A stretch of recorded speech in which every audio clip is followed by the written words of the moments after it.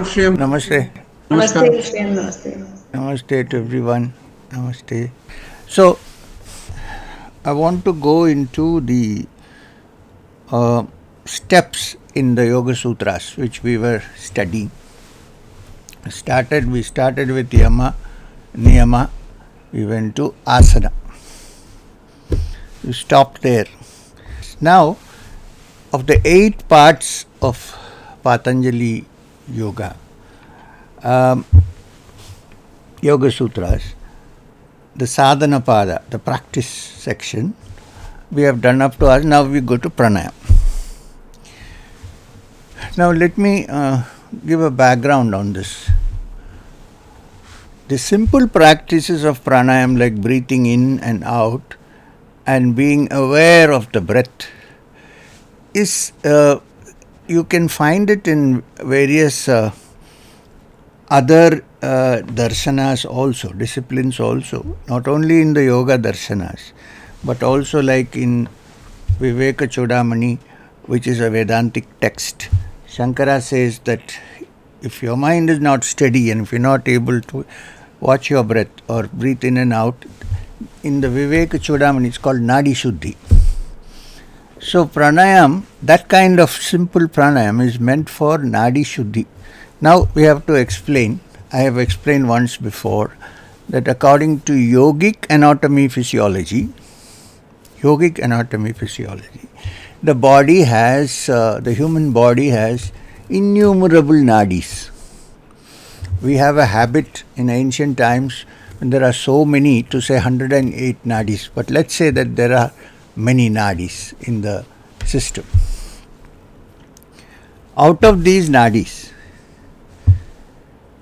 first of all, the premise is that these nadis are channels through which prana operates. Prana meaning not just oxygen but life energy. I want to distinguish the two words, prana and shvasa. Now shvasa is breath only. Prana includes shvasa and also the inner energy that sustains the system, which looks after the digestion. All these are called prana, apana, samana. There are many kinds of pranas divided. Some too for metabolism, there is anabolism and catabolism, right? When a human body has metabolism, that's how it works, and so on and so forth. So for all these, the energy that works doing all this is called the prana. And prana and shvasa are intimately related, which is why the word pranayama, when you say it, means the rules and regulations of prana. They are also intimately connected with the shvasa, with the breath, fortunately. Otherwise, the human being would not be able to control the functioning of his prana. It functions anyway. Suppose I decide I need to function it and use it in a particular way. If the breath was not connected to the prana, then it would not have been possible for us to do that. So, luckily, it is possible. The yogi believes that much of the disorders of the body and the mind are caused by an imbalance of the pranas. So one of the reasons for pranayama, or to learn the rules and regulations of how prana operates, is to put this imbalance back to its balanced state. Because a mind which is imbalanced, which has imbalanced pranas, cannot sit down, meditate, go deep within oneself. All this is not possible. Even the yogis say that if the prana is imbalanced, it is not properly balanced, you actually cannot even fix your attention one-pointedly to something. Attention deficiency syndrome, ADS. One of the ways I think can be experimented, where ADS can be changed, especially in the young who go to school, is by prescribing simple pranayama. That puts the prana in order. And when there is a balance, then the attention becomes steady. Otherwise, it's difficult for attention to become steady. And as we go along, we'll understand this. So, pranayama. There is the other side of pranayama, which is, since it is connected to the breath, to shwasa. So there are so many nadis, and through these nadis, for various functions, including functions to take one to meditative states, the prana operates, but it doesn't operate at its optimum level and in its proper way. Generally, sometimes it does, sometimes it does not.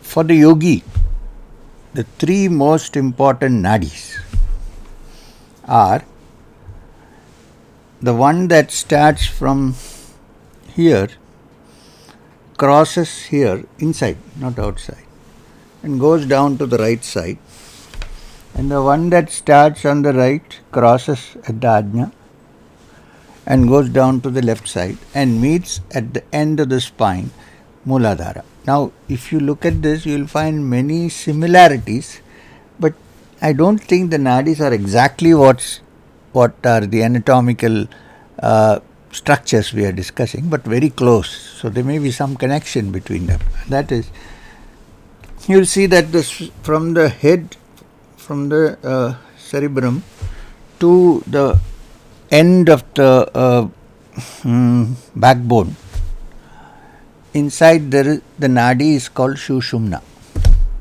Sushumna is very, if you look, it's actually the spinal cord goes straight down. I would say that the Sushumna is a nadi that flows in close proximity to the spinal cord, probably. And the left nadi, which has started from the right and gone to the left, and which probably, you know that today the neurologists have come to this understanding that even though we have only one brain, we have two lobes, the left brain and the right brain. And some functions are performed perfectly when the left brain operates, and some functions are performed beautifully when the right brain operates. Now this is known. Now, for instance, the left brain is the practical brain, the arithmetical brain, which calculates distances, this, that, and so on. And it says you are sitting here, there is a table in front of you, the camera is there, and distances, spaces, feeling. This is the left brain. And the right brain, well, both operate together in coordination, but I'm just saying that some of these are stressed in one side than the other. The right brain is generally called the intuitive brain. It's useful in creativity. Great artists, great writers, great singers, great dancers, any creative activity, those who do well, according to the neurologist, the right brain works in a bit more than the left in there. We discuss stroke of insight in one session here. In that, what happened to her was that her left practical brain was completely paralyzed. I mean, it was filled with blood and it stopped working because of the hemorrhage. The right brain took over. Because the right brain took over and the intuitive brain, it moves on creativity and intuition, not on measurements.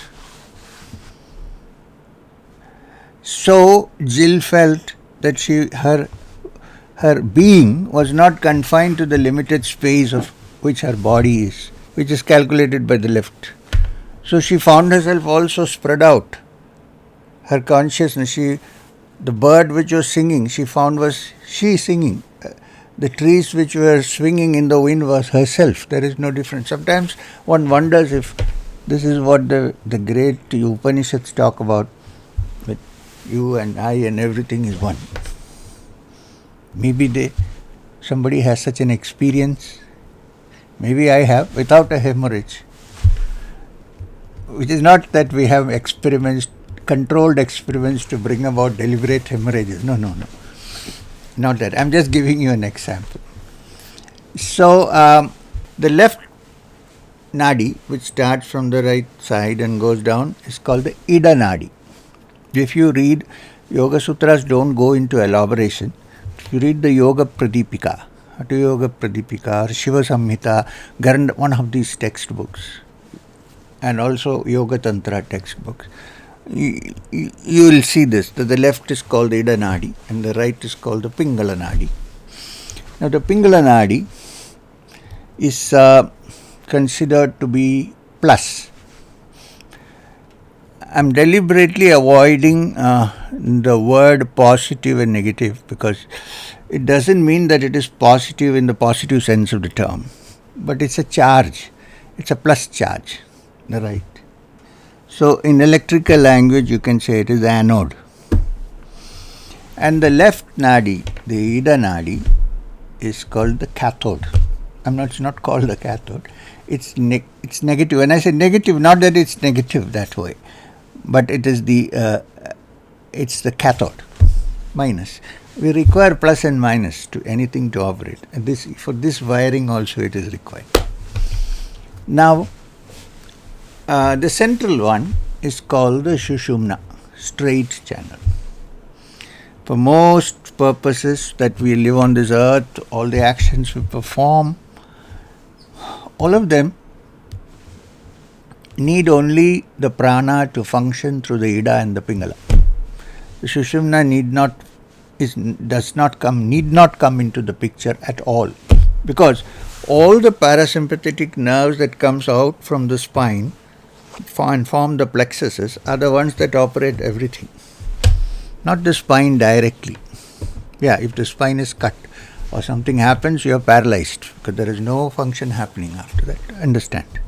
But generally it is these. So the right and left vagus nerves, the parasympathetic nervous system, they control the heart, they control the lungs, they control digestion, they control breathing, they do everything. In fact, therefore, the yogi is able to voluntarily control the prana in these two areas, so that he can control his breath. For long periods he doesn't need to breathe, not to be tried unless one wants to end one's life.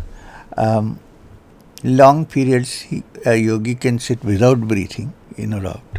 There have been cases of people burying themselves in the ground. Separate the frauds who have a tube going from underneath and coming out somewhere, like your drainage system, but actual ones where they have dug a hole, sat inside, taken a deep breath, held it there, closed the thing, and then come out after 3 days or 4 days. Some yogi was recorded in Punjab to sat for 7 days.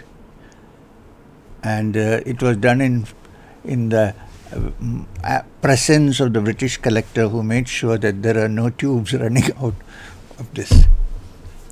So that is the extraordinary control over the breathing, the heart and so on, and circulation, which the yogi exercises because he knows how to exercise, how to control or manipulate the prana. According to Yoga Tantras, for the yogi to go into higher levels of consciousness, what is required is not the Ida and the Pingala, the prana to flow through the central channel called the Sushumna. And all the centers called the chakras are located on the spine, in the Sushumna,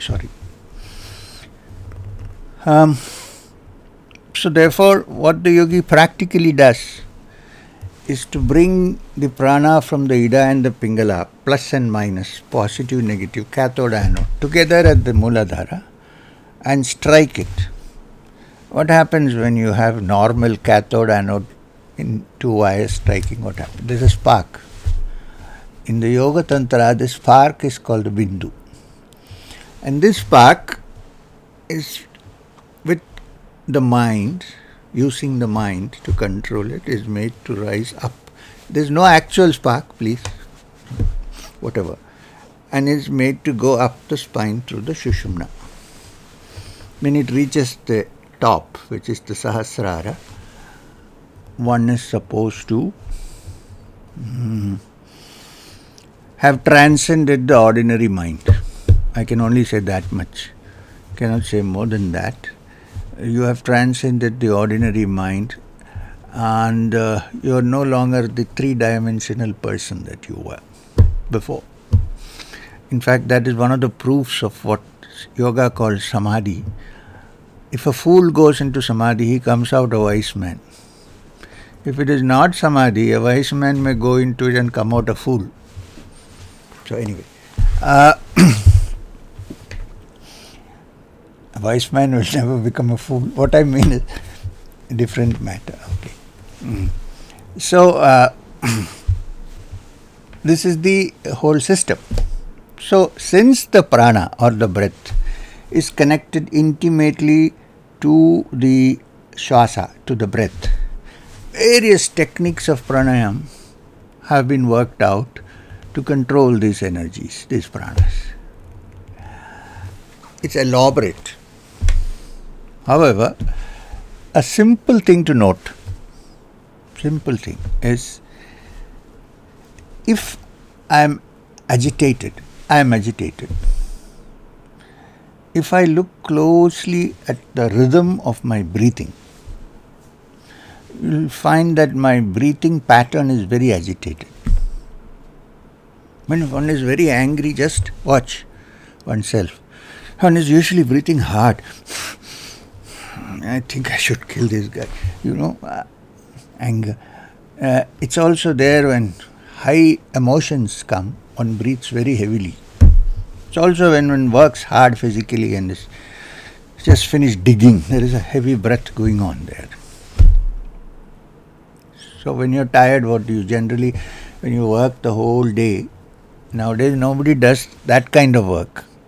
Suppose I go to the estate and work in the coffee estate along with the laborers, pruning the coffee and digging and so on, then at the end of it, I become very tired, naturally. So what is the usual reaction? I'll go slump myself in a chair and do. It's an unconscious pranayama, actually. 2-3 times when I, you see, sometimes you do, you're revived. So what I'm trying to say is, when your mind is agitated, when our mind is agitated, if you look closely, you will see that your pattern of breathing, your rhythm is very heavy and uncertain and irregular. On the other hand, when you're very calm, suppose you're sitting near the river, water's flowing. In fact, when I first went to Rishikesh and was sitting with my teacher, Maheshwarnath Babaji, I thought he's going to teach me this Kundalini Yoga or something and so on. And nothing happened. We were staying in a little cave called Arundhati Cave. We were sitting there, and below the cave, on the other side, if you sit and face from the cave, you see the river flowing. And it's a very unbusy kind of quiet area of the Ganga, not like upper Rishikesh or lower Rishikesh. The blue water flows over the rocks, and the little rivulets form because it goes over the rock. He said, I tried to meditate. I closed my eyes. I couldn't meditate. Babaji said, open your eyes, aankh kholo, aur Ganga ko dekho. I thought, what is this? Why Ganga? He said, open your eyes and look at the water flowing. Do nothing else. To watch, various thoughts occurred at that time. Life is flowing. Who knows where it will end? Something was flowing, moving, going across. I don't know. My mind was lost in looking at that. I'd never seen a scene like that before. And then I suddenly realized that now I am completely attentive and clear and calm. So, if at that time I had watched my breath, I didn't, I would have seen that the breath was flowing in a very rhythmic pattern. It probably was imitating the flow of the river. Then, suppose I sit near the sea and watch the waves, or I'm in a forest sitting under a tree and hearing the insects, or looking at the grand mountains. I don't know if you have gone to the Himalayas. For instance, suppose you go to Kedar. A long time you're walking and walking, you're expecting that from the beginning you'll see snow-clad peaks, nothing is there. Then suddenly you turn the corner and there you see this huge Himavan, as Kalidas explains, standing there snow-clad. He calls it Himalayo Nama Nagadiraja. He stands there. Something happens, you're completely wiped out, and at that time, the prana operating in very rhythmic, quiet pattern. Now the rishis, very intelligent people, otherwise how would have done all this Upanishads? They said, if the state of mind is reflected in the pattern, rhythm of breathing, could it be that we can deliberately manipulate the breath and change its rhythms and patterns so that the mind can be made calm or quiet or active or whatever is necessary at that time? In fact, the entire science of pranayama stems from that. The connection between the rhythm of the breath and the mind state. So this is the basic thing. Since you are discussing the practicals, every day, if I can sit down in a quiet place, it could be even your room, office room, or your lab, somewhere where people don't come out and jut in and disturb and so on. Close your eyes. This is a preliminary pranayama which can be done by anybody. In fact, it's part of vipassana also. Traditionally, it's called anapana. In and out, going up, going in and going, or going up and going down. If one sits quietly, first start with just watching the breath. Don't even control the pattern.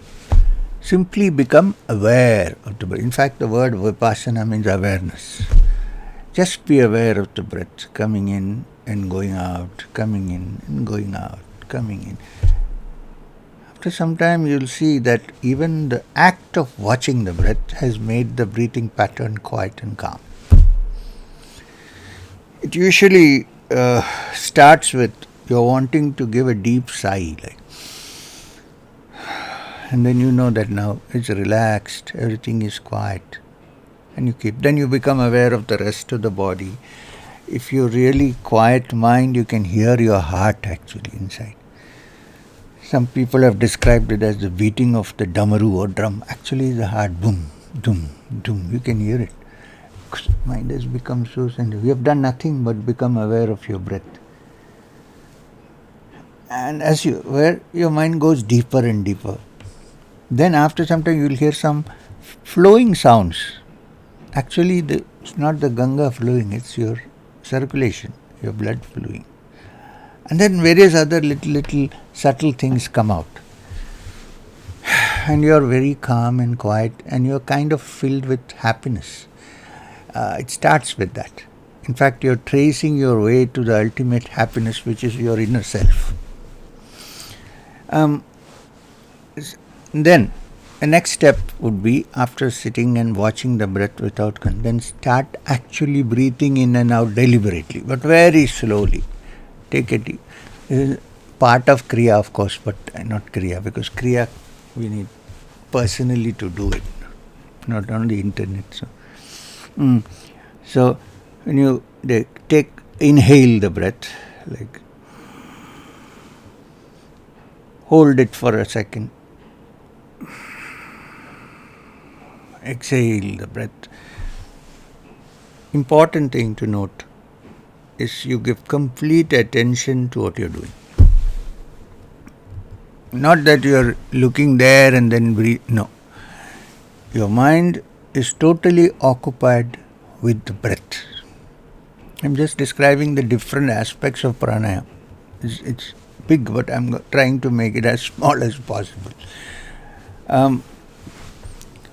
So when you do that, then your Ida and the Pingala become balanced. Everything is quiet and it's nice. You are balanced. Any decision taken at that time will be a balanced decision. So, breathe in. Now, before we go into this, I want to discuss one more matter. Now, this you can practice. It's very simple. Anybody can practice. You can't practice it only in one condition, which is when you're drunk. Not advised. Because the nadis may go haywire here and there. So, when you're very close to the spirit that comes in bottles, don't do the pranayama. Otherwise, that's also spirit, but it's a different spirit. It's called spirit because it induces some temporary samadhi sometimes. So you can sit down, first watch the breath for a while, in, out. When you're really quite calm at that point, then start by deliberately taking a deep breath. Hold to the count of 4. 1, 2, 3, 4. Then slowly allow the breath. No fast breathing. This is not Bastrika. No fast breathing. Very slow. There are other kinds of pranayama, of course. You do that for a couple of rounds and then everything calms down. Sit. And wherever you feel like fixing your attention, fix it and sit and enjoy. It will also bring your whole mind into some kind of a balance. Now, let me go back a little bit and come again. The most important sustenance, nutrition for our body, apart from food and water, is the breath. Everybody knows. You can live without food for some time. You can also live without water for some time. You cannot live without breath, which gives us oxygen, even for a minute and a half. Not even that. How much can you hold your breath? Or ignore your breath?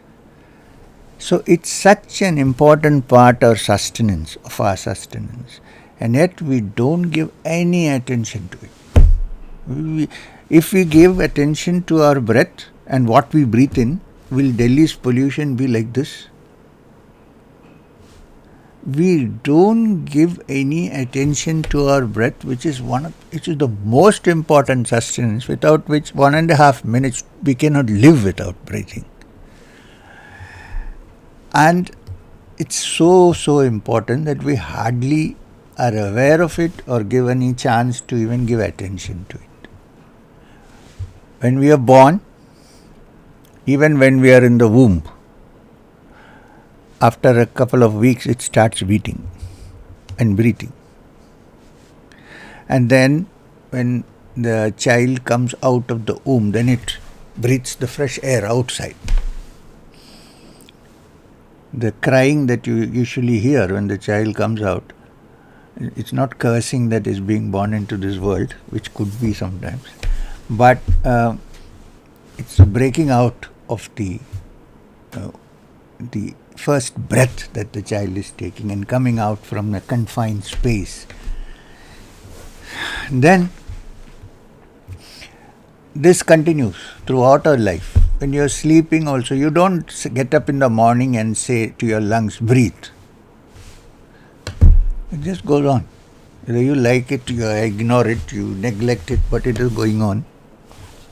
You don't have to supply anything to, like hunger. You don't have to supply food. It goes on. And then one day when it decides to stop, you know what happens. Finish.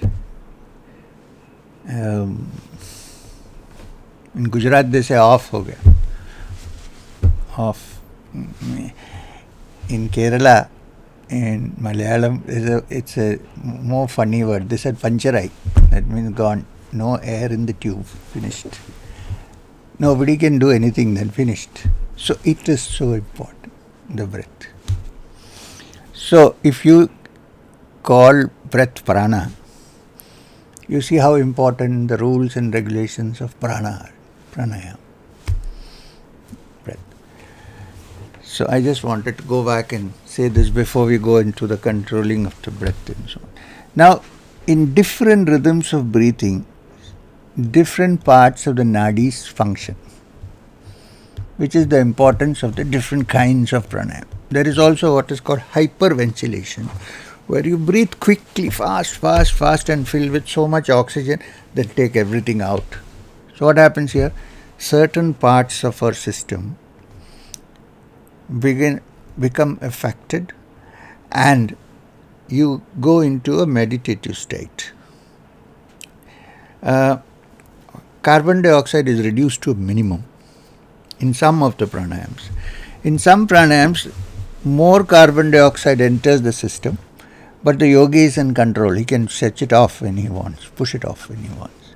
So, since it's a life and death question, the breath, one has to be very careful about what one learns and from whom one learns and what one does. Otherwise, instead of putting the system into order, it may put the system into total disorder, imbalance. That's why some Vedantins say, don't touch all that pranayama, it is dangerous, because it has to be properly done.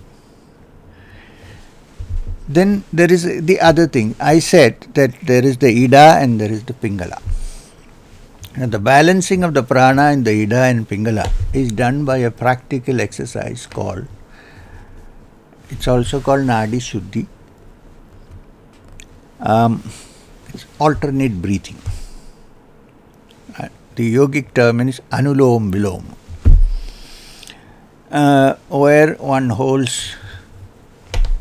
Don't have to actually, this is traditionally yes, but you can also hold like nothing will happen. But all these years we have been doing this, so why should I change? So holding your right nostril closed, taking a deep breath, hold. Then hold this close.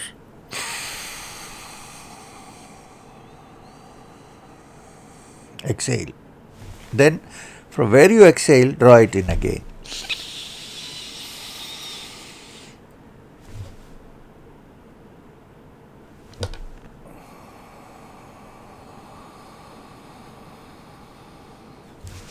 This, when you do alternate breathing, if you want to know what happens when you do alternate breathing, please in the evening before you eat food, do alternate breathing. Do Anulom Vilom and see what's happening to the system. First of all, it becomes very restful. Why? Because the Ida and the Pingala are balanced. The breath going to the left and the right nadis is balanced. When it is balanced, then the Sushumna begins to function. Therefore, you feel nice and blissful. And you can get absorbed in the meditation. So these are some of the pranayams.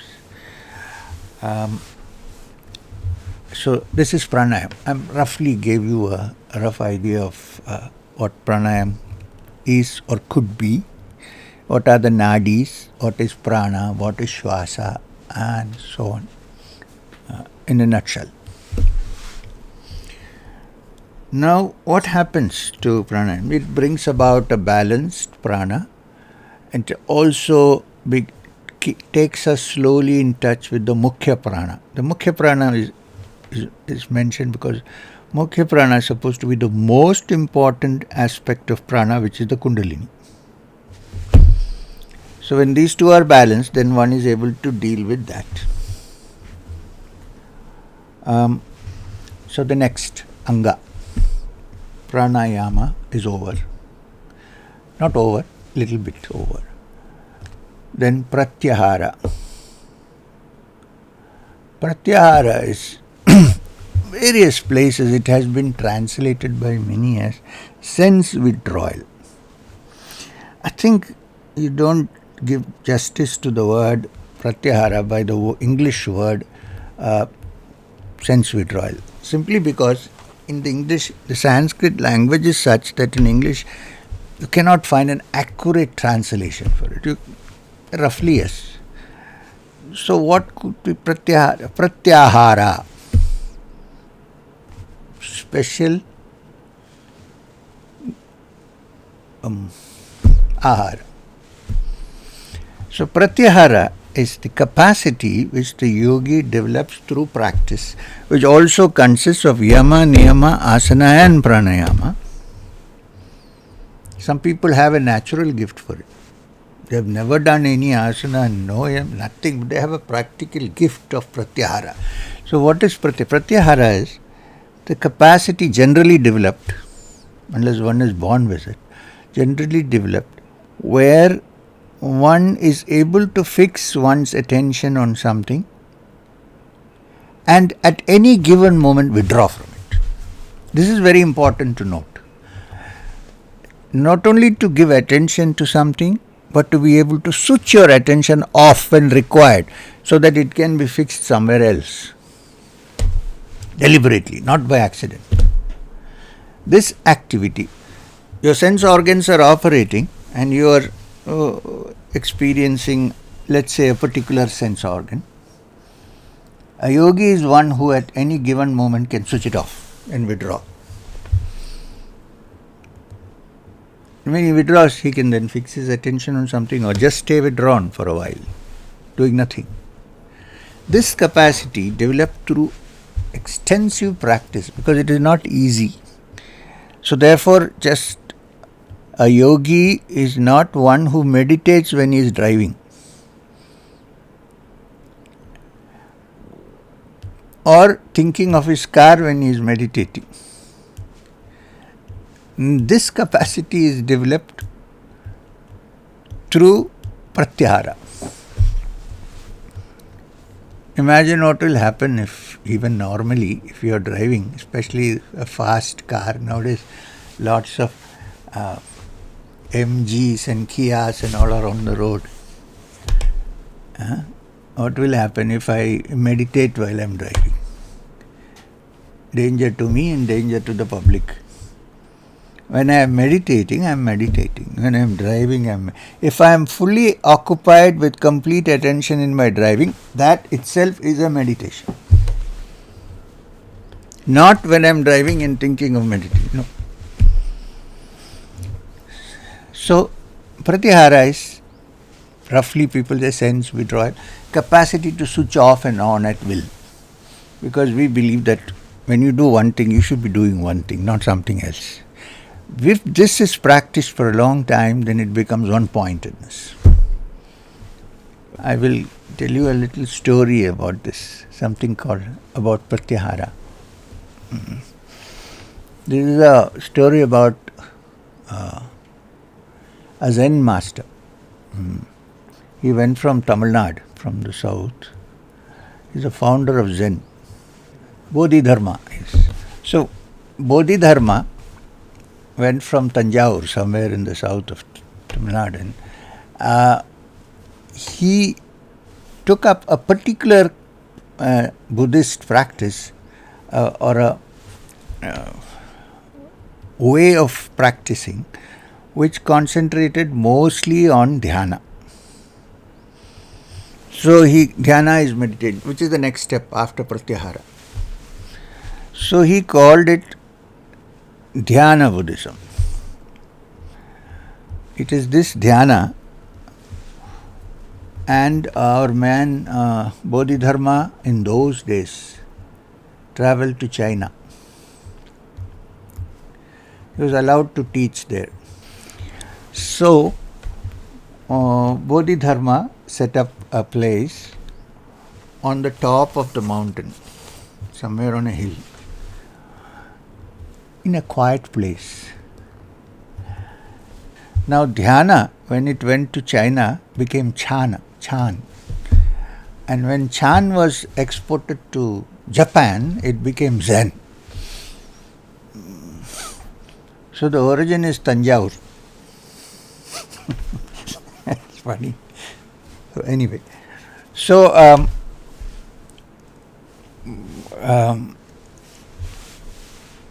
he was sitting on the top of a hill, and two young aspirants who were really wanted to learn Zen. You know, the Samadhi or the state of freedom or nirvana in the Zen system in Japanese is called Satori.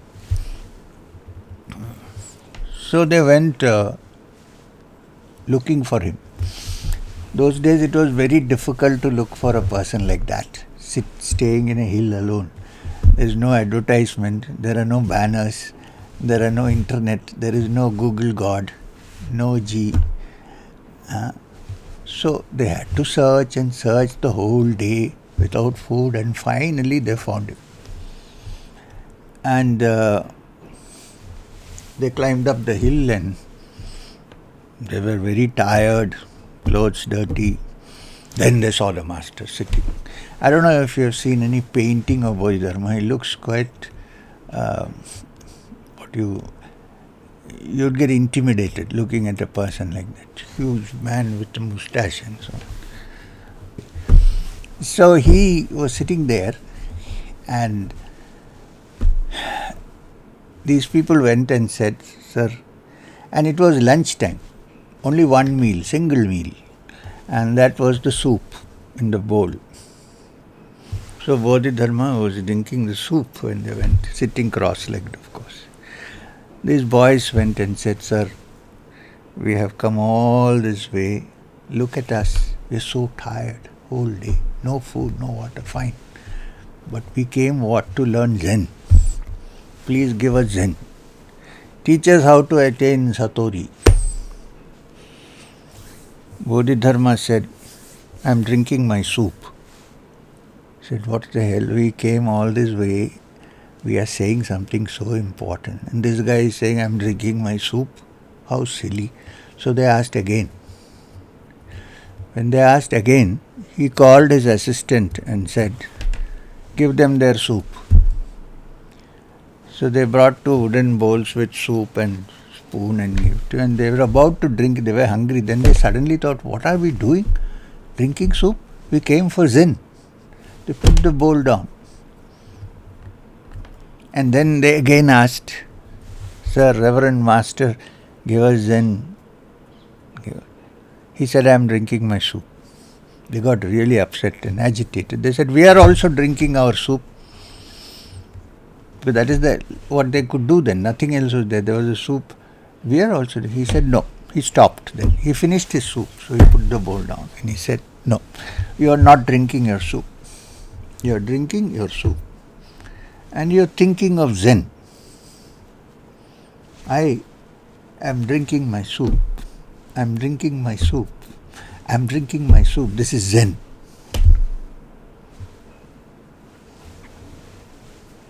One-pointed attention. Then when you teach Zen, you are on Zen, not on the soup. You are not drinking the soup and thinking of Zen. Two things. This is roughly an idea of what pratyahara is. And by what Patanjali calls Nairantariya Abhyasana, regular, constant practice, one achieves the capacity to do that. Then the mind becomes one-pointed. No more is it distracted. When it becomes one-pointed, that one-pointed attention, either on an object or on a thought or on a sound or on an idea or on an image, not all together, an image, one pointed attention on any one of these is called dharana, which is the doorway to dhyana, which we normally call meditation. Dharana is one pointed attention exclusively to something. Now, if you love the thing that you are doing, then there is no problem with dharana. Suppose I love music. People ask me, when I sit down to meditate, one pointedly, then the mind wanders. I'm thinking of masala vada or whatever things in their mind. I ask them, suppose you like something and you're doing what you like, does your mind wander? No, it doesn't. Why is it wandering? One, because the importance of what you're doing has not stuck home yet. It's not the most important. We are doing it, somebody said to, okay. But how important it is, when that becomes clear, then one-pointedness doesn't require much effort, especially if you have gone through the rest of the steps. And secondly, if you're seriously interested in music, for instance, you're listening, it's completely one-pointedly. Nobody is forcing you to listen. You love it, so you're listening to it. One-pointed attention. Now the difficulty is, the mind by its very nature, not in its true nature. In its true nature, it's completely still. But in the nature of the mind as we know of, which is attracted, angry, confused, the mind we know of, it cannot stay without thought or without thinking. It always needs something to occupy itself. And not one thing, but a succession of objects or a succession of thoughts to occupy itself. It can generally not be still, moving. Now it is not possible to make the mind, who by its very nature is thought, and thought is always waves coming and going, to make into a vacuum or to still or to get into shunya. It's not in its nature. It's like nature abhors a vacuum. You try to keep the air, try to rush in. So the only way is to free the mind from outward occupation is to turn it to some inward occupation first, before it becomes still. And one of the inward occupations is to link your mind to your breath. It's an occupation. It's an action. You're breathing in and you're breathing out. You're completely attending on the breathing in and breathing out and breathing. So your mind is occupied in something internal, not external. When it is occupied in something internal, gradually the disturbances fall off. And then the mind is steady and quiet and tranquil. Then it can be applied to higher things. This is another reason why pranayama, or watching the breath especially, being aware of the breath, is important, because it keeps your mind occupied internally instead of externally. So anyway, one-pointed attention is dharana. It could be a sound, an idea, it could be an image, it could be whatever, and better something that appeals to you, not something that doesn't appeal to you. For instance, if you love Om, keep it there. In fact, if you love Jesus, put him there. If you try to push and replace Om, it don't work that way. All our life we have been, you love Buddha, keep the Buddha there. Fix one point at a time. Don't say, somebody is a teacher coming from a Shaivite background, you should concentrate only on Shiva. One-pointed attention will be very difficult to attain. For him, it's okay. It's like trying to tell a Vaishnavite to worship Shiva or a Shaivite to worship Narayana. It doesn't work. Because they've been brought up, their whole background, their thoughts, everything is different. Or a person who believes in the formless, you say you have to meditate on this form. It doesn't work. So make sure before one-pointed attention is given, that object or that idea which you are keen on being one-pointed about is something that you love, something that you can relate to at least in some way. When this happens, when this becomes one-pointed means what? Then there is only that attention, nothing else remains. When this stretches on for a length of time, it becomes dhyana. The root of dhyana, the word dhyana is dhyo. Then dhyo yona prajodhayat, Gayatri's last sentence. So, when dharana stretches for a length of time, it becomes dhyana. And when dhyana continues, they say like oil falling from one vessel to another, continuous stream, there is no break. Then one understands what is called Samadhi, which is the culmination of Ashtanga Yoga. Not only Ashtanga Yoga, any yoga, yogic path culminates in a state called Samadhi. And there are different forms of different stages of Samadhi till one finally reaches what is called Nirvikalpa, a Samadhi or a trance state where no Vikalpa remains. Everything is quiet, everything is complete. You may call it Nirvana, Moksha, Kaivalya, but Samadhi is the beginning stage towards that. It is not the end. It is the beginning from where one goes to the higher levels, but it is necessary to have Samadhi. Now, how does Samadhi happen in dhyana?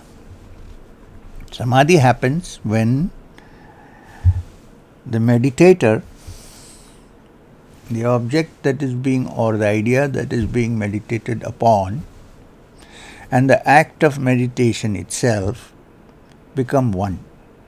There are no two or three there. In fact, one is so absorbed in whatever one is meditating on that one has forgotten even one's own existence. Let us put it that way, another way. I don't exist, there is only that. When this happens, it's called Samadhi, and it's usually accompanied by a blissful sensation, not a frightening or a painful situation, a very blissful situation. And if it is actually Samadhi, then the mind has now transcended. We will discuss this maybe in the next session somewhere about this transcending, and from earth to water to Agni to air to the higher Akasha and so on. So, at the moment, all we can say is if anybody has even a glimpse or experience of Samadhi, then one's understanding improves, one's one-pointedness improves, one's mind becomes balanced and quiet and tranquil, and one is able to understand things better than before one entered Samadhi. Yogi, because of his capacity for one-pointedness, may be able to understand a subject faster than one whose mind is always distracted and wandering, and therefore may be able to acquire more wisdom than a person whose mind has not stopped being distracted. Now this question of wisdom and knowledge, it's a big question, so we cannot, it's already 1 hour this session.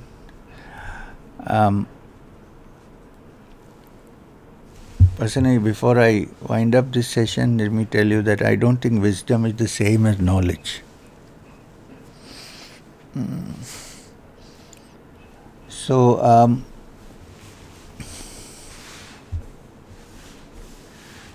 so we'll stop for today. So we can stop it. Let me tell you that this is one of the best sessions we have had, honestly. These IIT Delhi sessions. I really enjoyed this, and I'm sure you all enjoyed not enjoyed, but got something out of it. Even if it's a little bit, it's okay. All I want to say is it is food for thought, and therefore think about all the things we discussed, and if you come out with things which are help you on this, good. If you come out with things which you are not sure about, we can take it up in the next session whenever we have, and carry on with the discussions. I hope I've done my job for this session. Thank you very much. We still can have half an hour of interaction, which we always have after each session. But thank you, Shriyam, for the wonderful sessions. Like you, I have enjoyed thoroughly every minute, every moment, and there has been a certain free-flowing conversation that is very, very unusual. And just to give you an example, I mean, normally if I'm listening to something, my wife will ask me to reduce the volume. But when I was hearing, so two sessions I attended from home, and she wants the volume bumped up because she wants to hear what you're saying from the kitchen. How nice, sir. Thank you. That's very nice. That's a compliment. Thank you. It is. Thank you. So, Madam, Sonika ji, if there are any questions, we have half an hour. Thank you, Guruji. I liked your all the sessions. I really liked your all the sessions. I really appreciated your talks, and I think I would be honored if you can come after a month and give us some more things about it. Really, really, namaskar. At any time, have you, Vinaji, have you met or heard of somebody called Gopi Krishna? Pandit Gopi Krishna? Yes. I have heard about Pandit Lakshmanju. Lakshmanju, of course. Yes, Lakshmanju, I wouldn't put him into any category, but yes, Gopinath also. Quite different. Yes, Pandit Lakshmanju Shaivism. I wanted to learn, but it's very, very above my understanding. Kashmir Shaivism, of which he was a contemporary, is no more now, contemporary teacher. There is no one who has done as good a job with trying very hard to explain Kashmir Shaivism to the public. But you know, it's so abstract that still people say, we can't. One of his greatest works is his commentary on a Kashmir Shaivism text called the Vijnana Bhairavi. That is a very interesting thing. People put it off, they think, though, it's something very. No. If you go into it, you will find. I have met Lakshmanju. Okay. Once. Why I asked about Pandit Gopinathji. Gopi Krishna, is that he had some experiences simply by meditating on the top of his head, taught by somebody, some wandering person, and he did it for 40 years. Nothing happened. Then one day suddenly something happened and he couldn't come to terms with what was happening to him. And then later on he kind of settled down and he started the world's first center called Kundalini Research Center. Well, it didn't go on for long because he passed away and that was it. It was wound up and finished. I think it is there somewhere in Srinagar. I am not so sure. So then there came a time when the Pandits had to run. So that was the end of it. Thank you. Sir, so we have a question from Nitesh, coming from Nitesh. Nitesh. Pranam Guruji. Yes, Nitesh.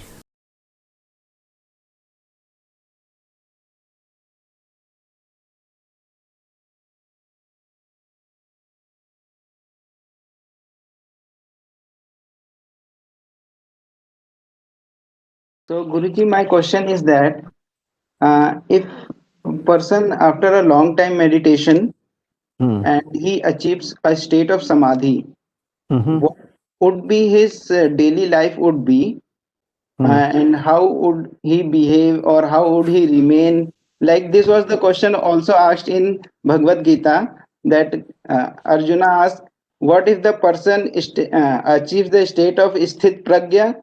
How do he remain? How does he behave? How does? Yes. Actually, it's a very nice question. Yes, some people think that those who have attained the yogic samadhi and nirvana, kaivalya and so on, they are odd people who can't function in this world. That they are out of society. Not true. Look, hopefully I have done some yoga, I have touched some samadhi or whatever, hopefully. And I live in this world. First of all, I am a married man. I have 2 kids who have got married themselves. I function. If you think that because of samadhi I have become a lazy guy who's sitting here doing nothing, there are some such people. It depends on various factors. I am busy from the morning till evening. Something or the other is going on.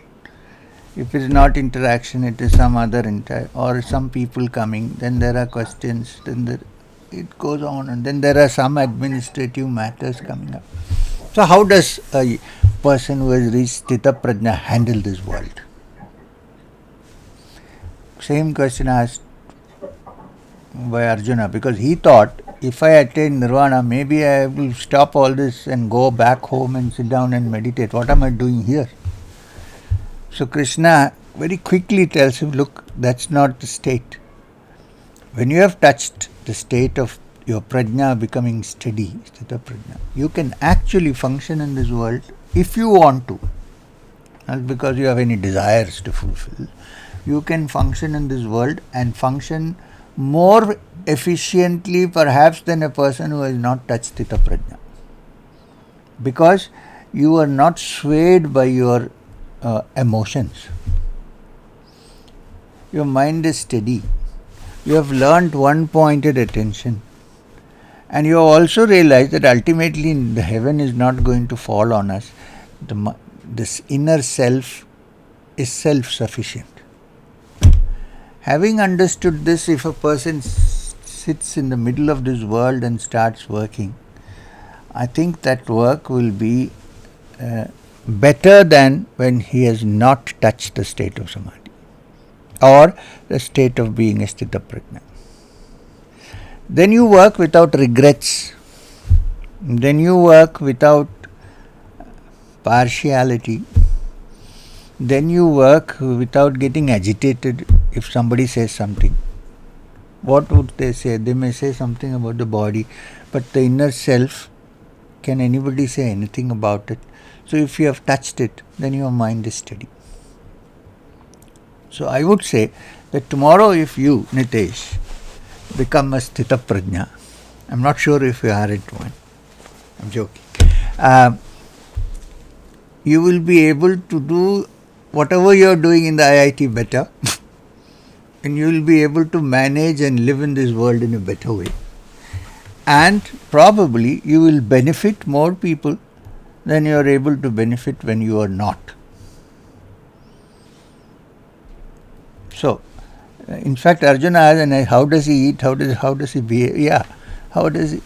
Everything becomes moderate and everything becomes enjoyable. One is not put off by negative reactions. The mind is crystal clear and you are able to function smoothly.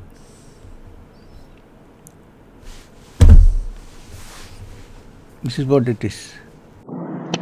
So I wanted to know that in that state whether the person is unaffected by any emotions or whether his mind processing, because we have to live in our daily life, we have to perform our daily activities. So what is that differences, that is he emotionless or something? No. He does not become emotionless. I am going to tell you a story.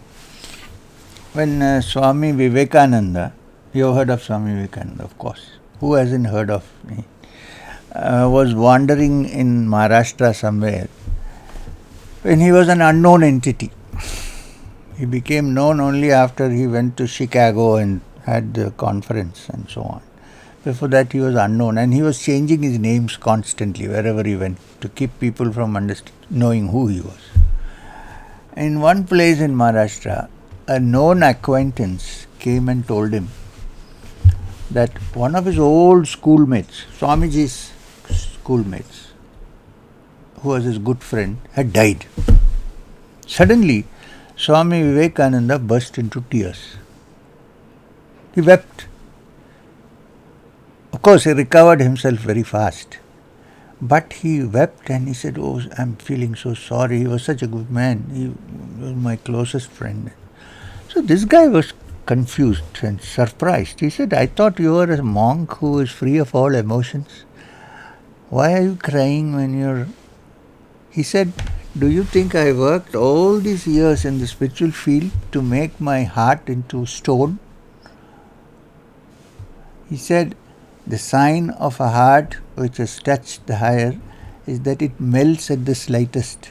But I can recover fast." That he recovered from it immediately and said, "Okay, done." This is the state. It's not as if one becomes emotionless. In fact, one's emotions become more finer, subtler, but one is in complete control of one's emotions. You can switch it off at any time you want. That improves also the way you live in this life. I think you got what I'm trying to say. I'm also not a heartless man. I feel for everything, but that doesn't mean I'm affected by that in the way which somebody might become depressed for days together because that person died. It's not like that. You also know that if you don't stand steady, how can you make somebody else stand steady on their feet? You have to be steady. But not out of callousness, but out of concern. These are two things. Which means a yogi or a siddha-prajna is not a callous human being who doesn't care what you know. It's not like that. It's that he can bring about the stability of mind at any given moment.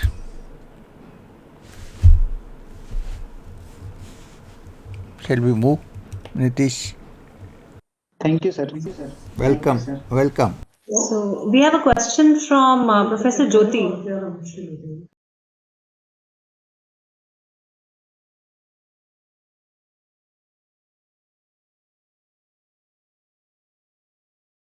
Sir, thank you so much for all the time and more than that, your presence. It has been a great journey. Sir, my question is related to institutional level and organizational level suggestion. Not long ago, I was a UG student in IIT, and when the whole stream is in one direction, you're trying to swim against. Even sometimes, even within families, you don't get support. And I've met souls, wonderful people, students who are struggling with this. So what will be your recommendation that we as institutional level, organizational level can do to support individuals to move on this path?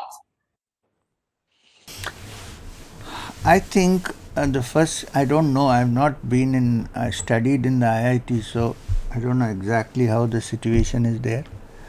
But I've gone to college, studied in other places and so on. I don't think it's peculiar to the IIT. It's there whenever there are a group of students gathering together. How do you support them? First, we have to learn to stand on our own feet. Plus, share your feelings and understanding about the alternate ways of life. So, which means, while all your serious classes are going on about your science and whatever you're studying, have some classes or gatherings where you can sit together, share your views, air your views, and allow them to come out so that you can sort it out. It's necessary, of course, for one leader to be there, The leader need not be 100% perfect person, but at least one who understands that dialogue and discussion and airing of what one feels can generally arrive at a solution. And not keeping it inside. If you don't air your feelings, when I say air feelings, not with brickbats, from the mind, where you sit together like friends. That's what you called a satsang actually. Sit together and have a responsible person handle the session. And air your feelings. Let people talk openly, not angrily, but openly, and discuss the matter. This should be also part of not only the one educational institution, but all educational institutions throughout the world, especially where people of the ages of PG, UG levels come together. They need something. They need to have, I would say it would be like a counseling session. It could be like also a psychiatric section, but not through one person, but on the whole. If people can sit down and discuss things openly without feeling that if I openly discuss, I am hurting somebody. This is possible. I don't know if any such process or initiative has taken place, but I think it's possible to do that. Many problems can be solved. Thank you, sir. Thank you, sir. We just have Jeet.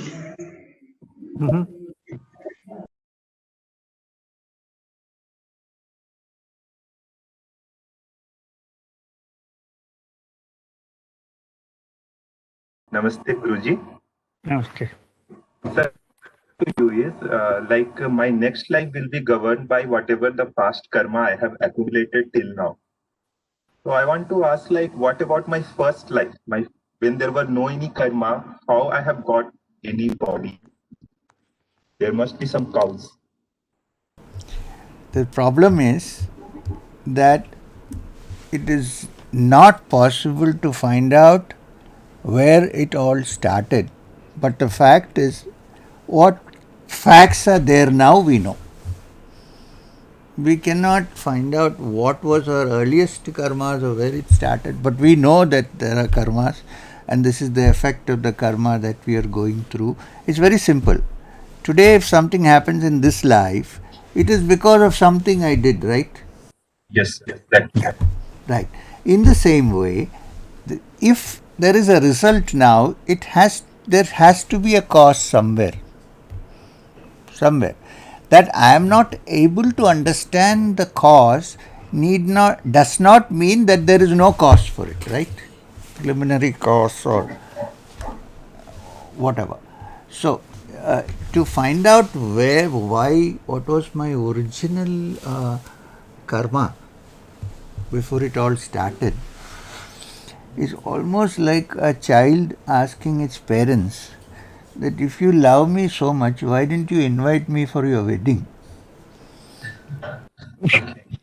I hope you get what I'm trying to say. So, that is because, why I'm saying this is because there must be some seed from which an activity has come. There must be a cause. At my stage of thought, I am not able to understand that cause. But I cannot dismiss the fact that there is a cause and effect. Now, the central point of the karmic theory is that tomorrow, forget about what was before. Hardly anybody knows about past lives anyway. So, forget about that original, even last past life we don't know. In fact, many people don't even believe that it exists. So, let's leave it there. But the crux of the karma theory is that you can't go back and tinker with the past, right? Can you? You can't. So what is the theory? The theory is that what you do today will decide your tomorrow. What you did in the past or where it's, we don't know. We cannot do anything about it. We can't go back and tinker with it. We don't even know where it is, whether it exists at all. We can't tinker. But if the karmic theory is that what you do, every action has a cause. So if you are thinking of your future, which we don't know, it's only a projection of the mind. We don't know. Present we know. To a great extent, that too. We don't know completely, but to a great extent we know about the present. So if you know what you do now will decide your future. This is the crux of the karmic theory. So there is no point in trying to go back, and you cannot actually tinker with what happened before if it has happened. Now we can do something right so that the future is looked after. That much we can do. And perhaps when the mind attains clarity, it might be able to understand the root cause of everything, where it started. If the mind has not attained that clarity, it is very difficult even for someone who has touched it to explain it to the person. Somewhere it has started with a desire. This much I can tell you. Thank you, sir. Think about it. Aman has a question next. Yes.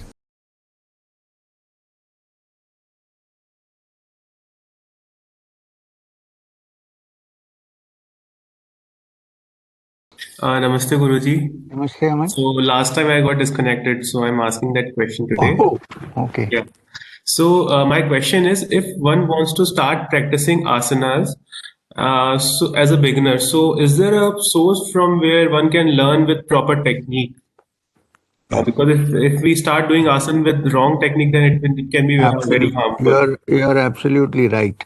So, two suggestions. One, start with simple asanas first.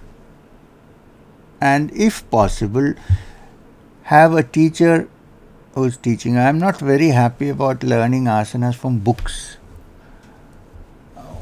Very simple books are available on asanas. Swami Shivananda's books are there. Moongir School of Yoga has books on asanas. Hatha Yoga Pradipika has 81 asanas. I would suggest that you find a proper teacher. You need not have to practice all the asanas. What suits you at that particular point, which is necessary for you, that is enough. Although there are general asanas which everybody can practice. So you need to find a teacher who has already trained many people and whose students have no complaints. Okay. And who don't have joint pain because they have been taught. Or whose life has somehow become better by practicing asanas, health and life and everything. So you have to look around. Don't be in a hurry and find a teacher.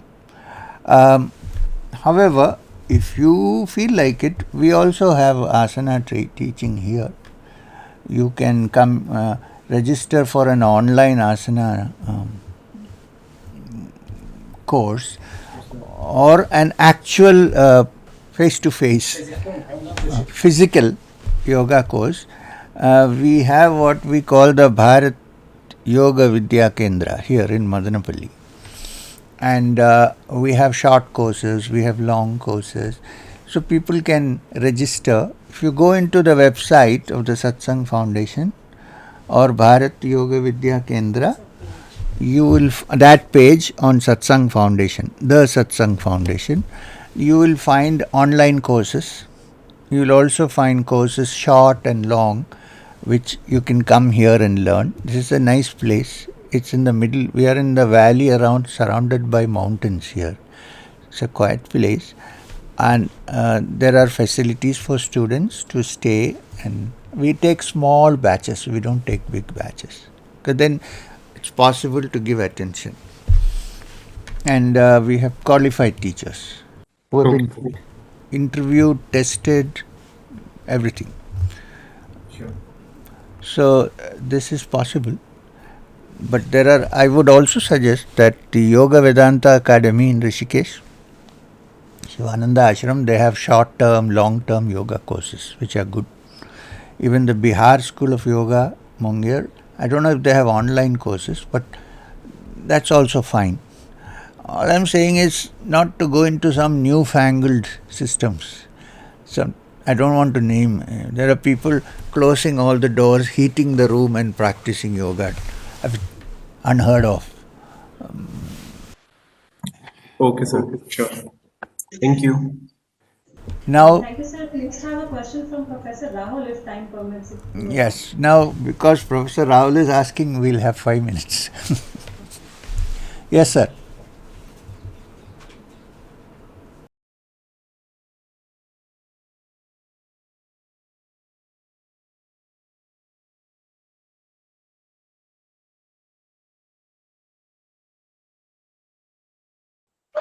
Thank you for the excellent sessions, and I hope that once you come back, we'll have a few more sessions of yours.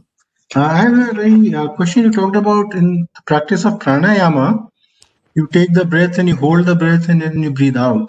But in some schools, they teach that, initially at least when you do pranayama, you should not do breath hold. So, what is the reason behind that? Yeah, initially they're right in a way, because initially when you start your pranayama, it's a good thing to irrigate your nadis by simply breathing in and out before starting to hold the breath. True. However, I come from a traditional school which believes that asana, it should have both rechaka, puraka and kumbhak, which means holding. The important thing is to make sure that holding, or what you call kumbhak, does not become very long. It should be very short periods before the lungs get adjusted to the whole system. So I would put it this way, that while there is no harm in holding the breath even in the beginning, but that holding should not be a strained affair. It should be a gentle affair, and the period should be as short as possible till we develop. I think so. When I teach yoga, I also first give lot of anulom vilom, in breathing, out breathing, without stopping, and then slowly go on to kumbhak. Kumbhak is holding.